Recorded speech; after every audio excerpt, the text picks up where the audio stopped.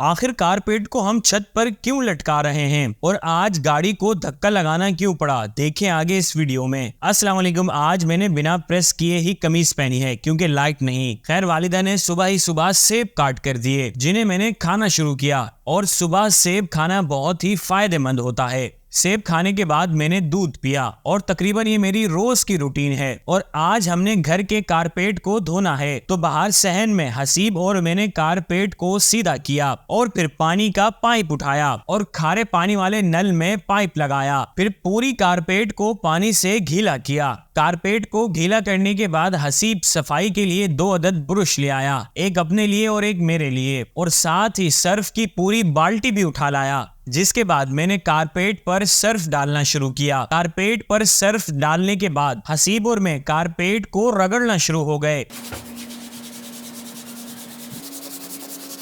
और इतना रगड़ा कि मेरी हालत तो खराब ही हो गई। खैर हिम्मत नहीं हारी और हसीब और मैं कारपेट को साफ करते रहे और फिर पूरे कारपेट को ब्रश से रगड़ने के बाद दोबारा से पानी के नल को खोल दिया। जिसके बाद हसीब ने कारपेट पर पानी मारना शुरू किया और मैंने वाइपर, ताकि कारपेट में मौजूद गंदा पानी निकल जाए। फिर कारपेट को एक साइड से लपेट कर पानी मारा और फिर दूसरी साइड से लपेट कर पानी मारा और अब कारपेट धुल चुका था तो हमने कारपेट को लपेट दिया। जिसके बाद एक साइड से हसीब ने और दूसरी साइड से मैंने कारपेट को उठाया और छत की जानिब चल पड़े और फिर सुखाने के लिए कारपेट को छत पर लटका दिया ताकि इस धूप में कारपेट अच्छे से सूख जाए। कारपेट को लटकाने के बाद हम छत से नीचे यानी घर की जानिब चल पड़े। घर आने के बाद मैं फौरन से फ्रेश हो गया और चेंज करने के बाद बाल वगैरह बना ही रहा था कि इतने में हसीब ने मुझसे कहा कि गाड़ी स्टार्ट नहीं हो रही, आ जाएं, धक्का लगाना है। खैर फिर मैं बाहर आकर गाड़ी की तरफ आ गया जहां हाजी भाई गाड़ी को स्टार्ट करने की नाकाम कोशिश कर रहे थे। थोड़ी कोशिश करने के बाद हाजी भाई को लगा कि शायद पेट्रोल खत्म हो गया है। फिर बोनेट खोल कर देखा तो पेट्रोल तो मौजूद था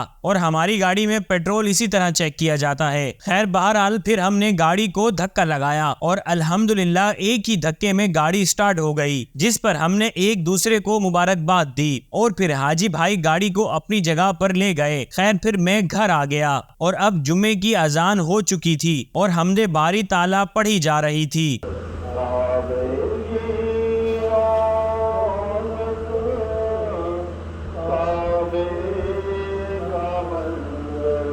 खैर फिर मैंने नाश्ता करने के लिए हाथ धोए। वैसे तो ये खाने का वक्त है मगर मैं इस वक्त नाश्ता कर रहा हूँ और नाश्ते में आज मुझे अंडा और पराठा दिया गया है। बिस्मिल्लाह पढ़कर नाश्ता करना शुरू किया और नाश्ता करने के बाद अल्लाह का शुक्र अदा किया। फिर जुम्मे की तैयारी करते हुए टोपी पहनी और अतर लगाया और जुम्मा अदा करने घर से बाहर आया और मस्जिद की जानिब चल पड़ा। मस्जिद में आने के बाद मुफ्ती खुर्रम रहमानी साहब का खिताब सुना। खिताब के बाद सुन्नतें अदा की। फिर मोहसिन साहब ने खुतबे की अजान दी और फिर वालिद साहब ने जुम्मे का खुतबा पढ़ा। फिर तकबीर के बाद सब फर्ज अदा करने के लिए खड़े हो गए। फर्ज अदा करने के बाद बकिया नमाज पढ़ी। फिर बकिया नमाज अदा करने के बाद सलातो सलाम पढ़ा गया।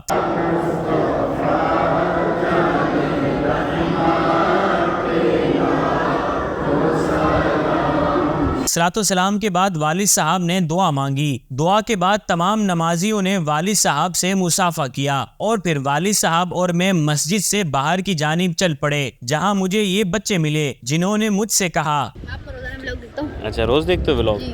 आप भी देखते हो? वाह भाई वाह, आप भी देखते हो? ये आज आ जाओगे आप व्लॉग में, सही। खैर फिर मस्जिद के गेट पर मैंने वालिद साहब की चप्पल सीधी की और फिर हम घर की जानिब चल पड़े और अब इस वक्त तक कारपेट कुछ हद तक सूख चुका था। खैर मैं घर में दाखिल हुआ।